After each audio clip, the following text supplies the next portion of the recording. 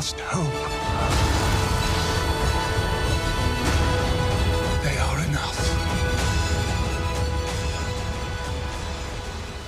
We go for not necessarily reality, but believability. So there's a very specific world, shape language that Mike Giaimo has kind of created for the Frozen universe. So all the fire, the magic rain, the explosions, we want them to look rich looking and believable, but none of them are photoreal, or none of them are trying to look like a live action film, but they're trying to look like a really, really impressive version of something from the Frozen universe. And that's the same for animation as well. If we were to do something that looks too realistic, it would be kind of boring. So what we're doing is we're taking little pieces from reality that we find in our reference or our imaginations, and we're putting those little truths into our work. And when you do that, it brings a character to life and makes them feel believable. Because we work in animation, it's all made up. We have nothing, and so the more that we can ground that in real world, not just locations, but cultures and people and experiences, the truer that's going to feel up on the screen. It's fantasy that's proper to that part of the world, right? So even that research is made to push our characters in ways that feel relatable to the area we're trying to place our characters in. You must find the truth. And so it was looking at love in a different way. There's many forms of real love, and one of those was familial love. And so then became the two sisters, and that was sort of the spark. And then we really developed the characters from that and trying to tell that. And I think that these two sisters have anchored the story and continue to do so. And I love the way we can look at family through them, the perseverance and strength of them. And when we did that, we didn't know if the world would want to see it.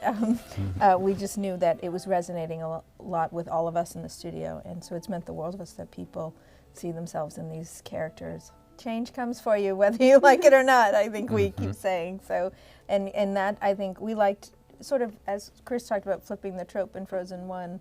So it wasn't romantic love like you assume. It's not the kiss from the prince. I think the idea of, we say happily ever after, but then knowing, again, the next day, change comes, you grow, you mature, obstacles are thrown in your way, destinies are calling.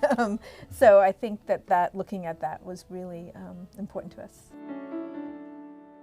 Well, we do have expertise, but I mean, truthfully, yes, the first movie, we knew we had a good movie, but it sort of became a phenomenon. We could not have predicted that, and so with that does come the pressure.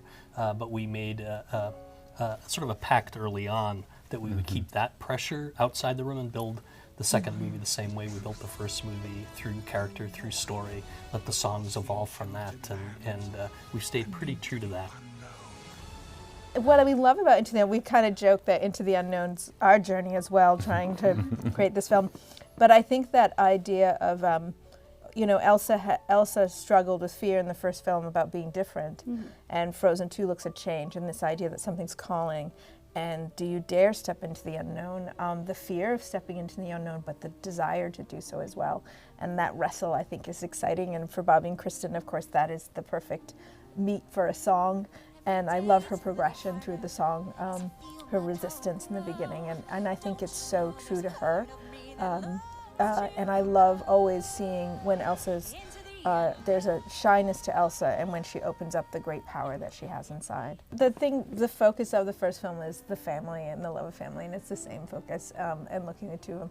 She doesn't have a romantic interest in this. When we were developing the story, we say, where are you in your life? She's got her powers calling to her. She's carrying the weight of her kingdom on her shoulders. She's trying to save her family and her sister and understand who she is and why she has this power. So we felt that was plenty for her. And so that's where we are. But again, the core of this is familial love of two sisters. And we really wanted to anchor it in that relationship most of all. Me too. I am very grateful because I have an incredible amount of support on all sides creatively. And just from the studio side, we all share the vision for Disney animation. We all love Disney animation. So we are collaborative in our storytelling, but we're also collaborative in the studio. So for me, that's how. I also like to shout out it reminded me today, you reminded me, a shout out to all moms, because I think being a mom has helped me learn to juggle a lot. And for moms out there who I know juggle a lot, kudos to them. But I think it gives you an edge a little.